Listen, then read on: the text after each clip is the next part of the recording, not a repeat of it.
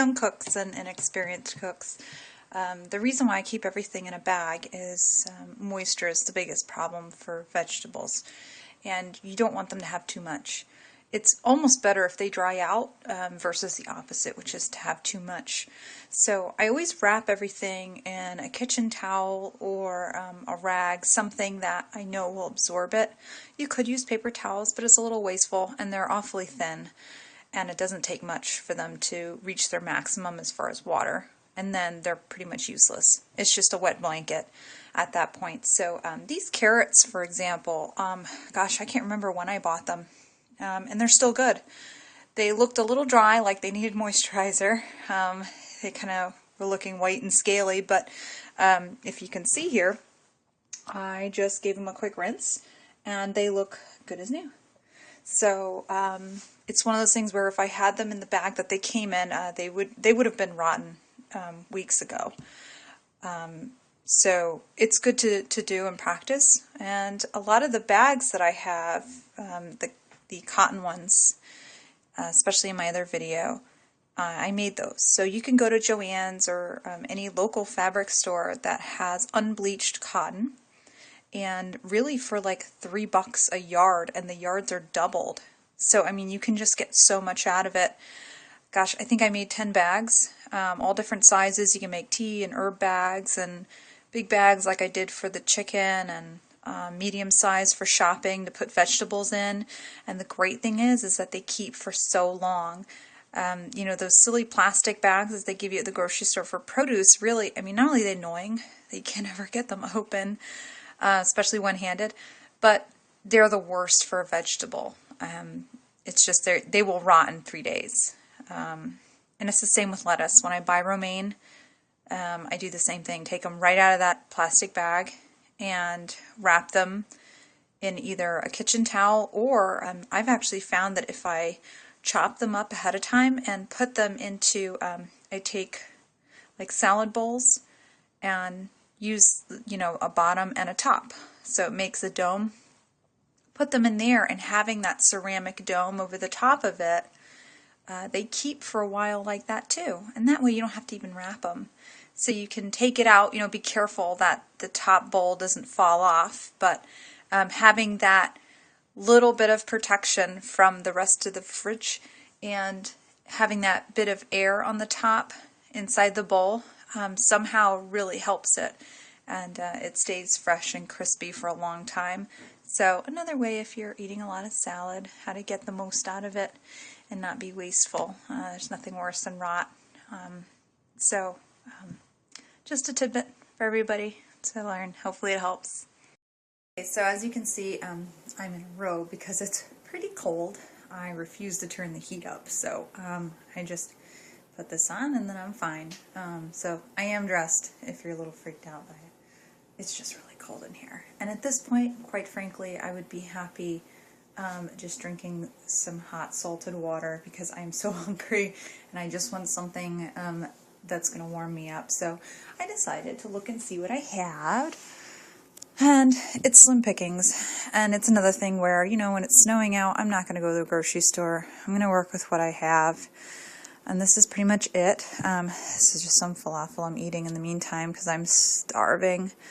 But I have potatoes. I have 3 of them.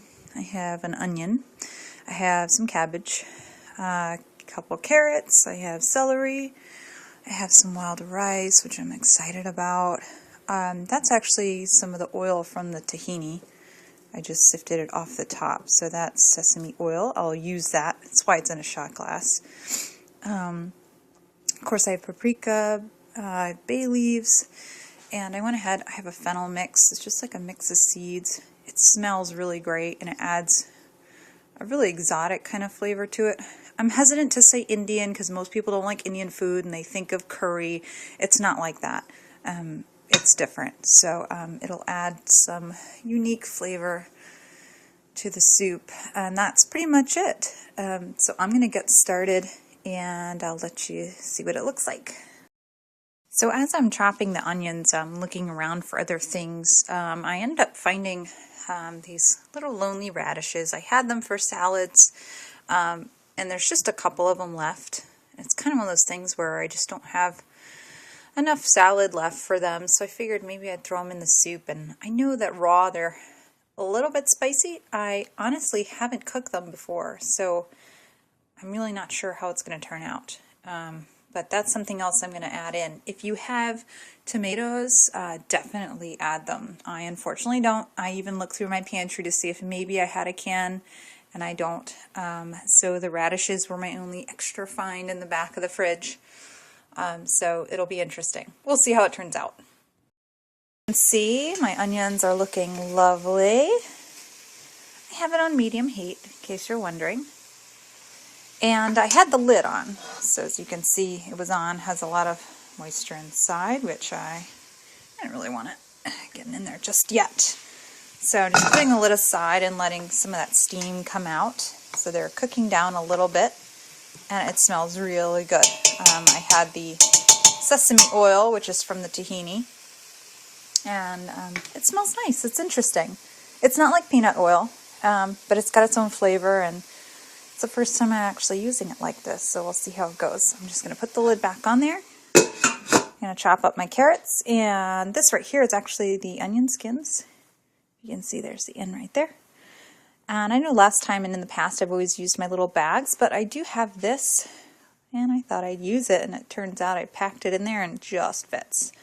So I'll be dropping that in later. And of course you do that to not only get extra nutrients that are in the skin, but most importantly, it colors it a nice yellow. So I'll be throwing that in later. And I actually threw in a little bit of sake, about half a cup. Not that you have to, it's just one of those things that I had, and I just like to try different things. So there's a little bit of sake in there, which is what all the liquid is, and I'm going to let it cook off. And it should be something good. When it comes to cutting carrots, line them up in rows and try to chop them all together. You'll get things done a lot quicker. And to be honest, if you clean them, I don't even peel mine. I know a housewife somewhere is losing her mind over that fact, but I just don't see a reason, to be honest. It seems kind of silly that that I would peel something with such a very thin skin. And, you know, for sake of nutrients, why waste it? So I don't even peel mine. I just wash them good and chop them up and throw them in. Chopped up my radishes. Look how pretty they are. Aww. So cute. They're all chopped up, ready to go. And actually, after I did that, I decided that maybe I would wait and leave them towards the end with the cabbage, because I ate one raw and I kind of like the bite, and I'm just afraid I'll lose that once I cook it. You know, those enzymes will break down and it'll completely change the flavor. So I kind of like them the way they are. So I'm actually going to leave them for last with the cabbage so they don't get overcooked. And then over here, my sake is cooked down quite a bit. And actually some of this juice is from the onions. They've reduced down a lot. So, so I'm actually going to start adding some liquid to this. So I just have a container of filtered water. Add here. And I may end up adding more. Actually, I think I'm pretty sure I will. So I will just put, I don't know, 2 bay leaves is good. Oh, 3. Oh well, I won't overdo it. And I'm doing this now, putting in the spices and things, because there isn't much steam. If I were to do it before, especially if you're using a shaker, it's just going to clog it up with steam and it's all going to get stuck in there. So it's good to do it after you've drawn, you know, you've changed the temperature. These go a long way. That's really all I need. Treat it like pepper. Just a little bit. So yeah, so now that the steam is low, as it's trying to reach temperature, it's a good time to add your spices. Oh, and this one just fights me every time. Come on, there we go. My paprika. I'm just gonna eyeball it. Paprika is used in chili, so think of it that way. It's going to add a nice earthiness to it, and I just like it. I think it's a good flavor. And then actually I can put this in now, even though it's not enough water to do anything. It's just so I don't forget later, because it happens. Okay, so here's what we got. I went ahead and I put in my celery, 2 stalks. I washed them. Celery is another one of those things, just like carrots. If you store it right, it lasts for a really long time. It's another one of those things, I can't remember when I bought it. They've been in there for a while, and they look beautiful. Nothing wrong with them. So, and I did keep them in cloth, wrapped up nice, and they're fine. And I also don't wash them ahead of time because you're just adding extra moisture that will just make them rot. So I wash them when I'm ready to cook them. And of course I have my potatoes, which are washed. There were 3 small of the yellow Yukon Golds, my favorite. And I'm just kind of mixing them in. I'm definitely going to need some more water. That is no doubt. But for right now, once I add the water, I'm pretty much going to let them cook down. The rice I'm going to cook separately, mainly because I am not experienced with wild rice. This will be the first time I'm actually cooking it. And I do know that brown rice and other whole grain rice does take a lot longer than regular rice, and I just don't want it to turn to mush and then ruin my soup. I want to do it separately in case I mess it up. So I'm going to add some more water and let this cook down before I add my cabbage and of course my radishes. So that's about how much water I put in there. I really want a lot of broth because it's cold. I kind of want a bit of soup to sip on, so you don't have to put quite that much. That's what I want, so that's what I did. So I'm going to go ahead and put a lid on that, let it cook. I might even turn it up actually. Turn it up a little. Make sure that gets up to a boil, and we're going to come over here. So I have some different salt choices. Again, this will be at the very end, but I just wanted to show them to you. I have a bamboo sea salt, and I have black lava, but this one I think is the one I'm going to use, and it's mixed with a natural red clay. So you get some trace minerals and little extras in there, along with it being sea salt. So just an extra fun thing if you enjoy cooking, of an extra ingredient that you would otherwise overlook as being plain and normal. You can really add a lot to it, and they're really good. Excellent for homemade dressing too, things where you're really going to taste it. So that's it, just so you know. Okay, so as you can see, it's got nice color. It's boiling down and it smells really good. Take a look here. Very nice. And just test my carrot. Oh, yeah, that's tender. Perfect. So I have my radishes and my green cabbage. It's much better to get the green cabbage than the regular white cabbage because it's mostly water. As you can see, this is a lot more bang for your buck as far as nutrients. You know, the greener the better. And also water content. This is mostly fiber. It's not full of water like the white cabbages. I also have purple or red cabbage, but I find that from experience in cooking it, it's better eaten raw.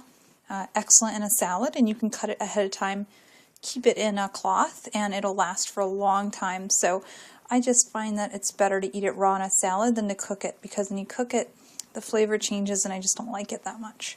So I'm going to go ahead and dump everything in, and I'll be right back. Everything is in. This is my salt. So I haven't added any salt, so even though it looks like a lot for this big pot, it's a good start. So I'm going to put that in. And I'm going to mix it up. Not only is this odds and ends that I had in my fridge, but also being that it's all veggies, I don't have to worry about sanitation issues like you do with chicken or a lot of other meat. Everything's being rinsed with water. I'm not having to wash my hands in between all the ingredients. I'm just cooking and working as quickly as I can without having any inconveniences like that. So it's kind of nice not having to wash everything, or at least not thoroughly. Quick rinse will do it. So this is all coming along nice. Get a little stir. Might actually need to add some more water. This always happens. I can't use a big pot. I always fill it. Oh man. Only cooking for one person. Who knew? You'd think I was feeding an army. Yep, I'm going to need some more water. But I will, oops, take a little taste.